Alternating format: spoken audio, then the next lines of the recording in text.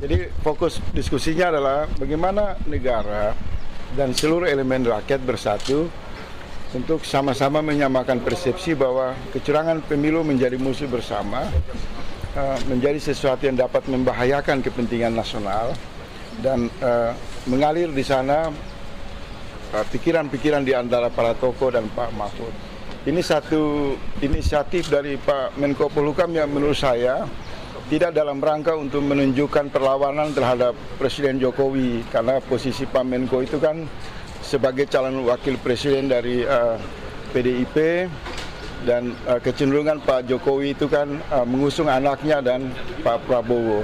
Tapi kehadiran forum tadi kami konfirmasi murni adalah inisiatif Menko Polhukam bertemu dengan kami dan kami membicarakan hal-hal yang umum saja. Tapi sempat ada impeachment tadi dipertanyakan. Ya, ada teman-teman dari petisi 100 menyampaikan kepada Pak Mahfud solusi tepat untuk mencegah kecurangan itu adalah memakzulkan Pak Jokowi dalam kapasitas sebagai presiden. Karena pendapat publik mengatakan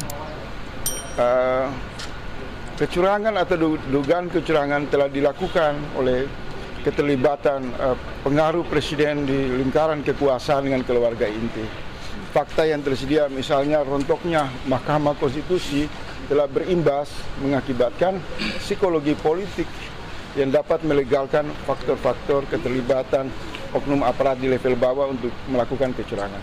Tetapi hal yang menjadi fokus, kami senang Pak Mahfud mendeklarasikan satu sikap moral politik di tengah-tengah lembaga negara yang hampir hari ini berada di bawah bayang-bayang pengaruh kekuasaan yang seolah-olah tidak bersikap kritis.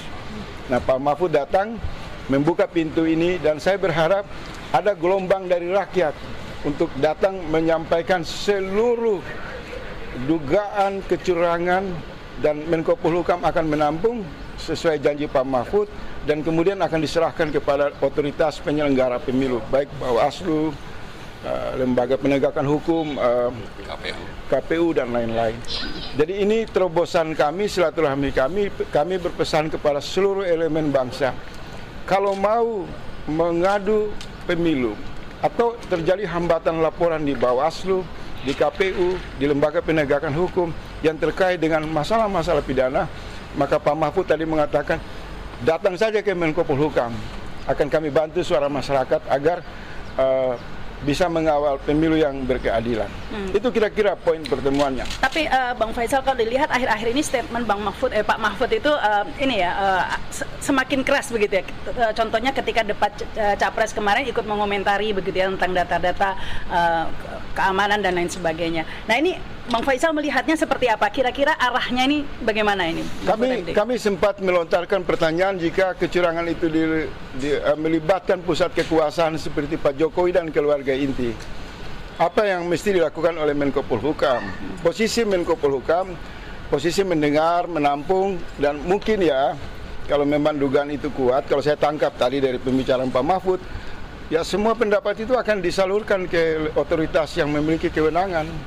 Tetapi kami sangat bangga dan senang di tengah-tengah runtuhnya keberanian seluruh pejabat publik hari ini yang tidak berani mengatakan perlawanan terhadap pemilu curang.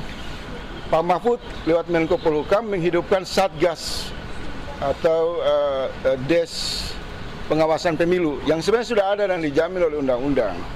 Jadi sebenarnya pesan yang paling penting adalah yang kami tangkap dari Pak Menko Polhukam, mengajak seluruh elemen rakyat apabila mengalami sumbatan pelaporan terhadap masalah kecurangan pemilu, maka Menko Polhukam siap menampung dan siap menyalurkan ke otoritas yang memiliki kewenangan. Itu poinnya. Dan netral begitu. Dan posisi Pak Mahfud ya tidak dalam sebagai calon wakil presiden, sebagai Menko Polhukam. Ini mungkin ditambahkan nih Bang Marwan.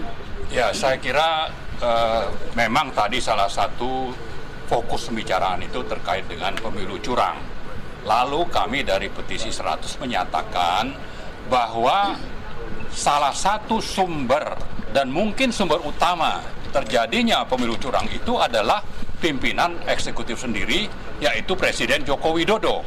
Karena itu kami mengusulkan agar pemilu itu berlangsung tanpa Presiden Jokowi. Dan paralel dengan itu agar Presiden Jokowi itu segera dimakzulkan. Memang tadi Pak Mahfud menyatakan ini akan sangat sulit Tapi silakan prosesnya. saja.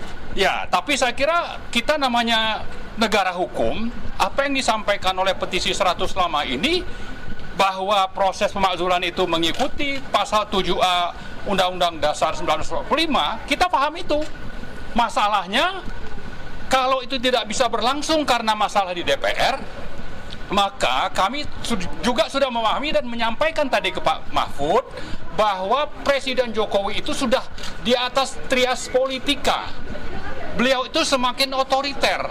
Beliau itu berada di atas lembaga lain, bahwa beliau eksekutif oke, tapi juga mengendalikan legislatif dan yudikatif.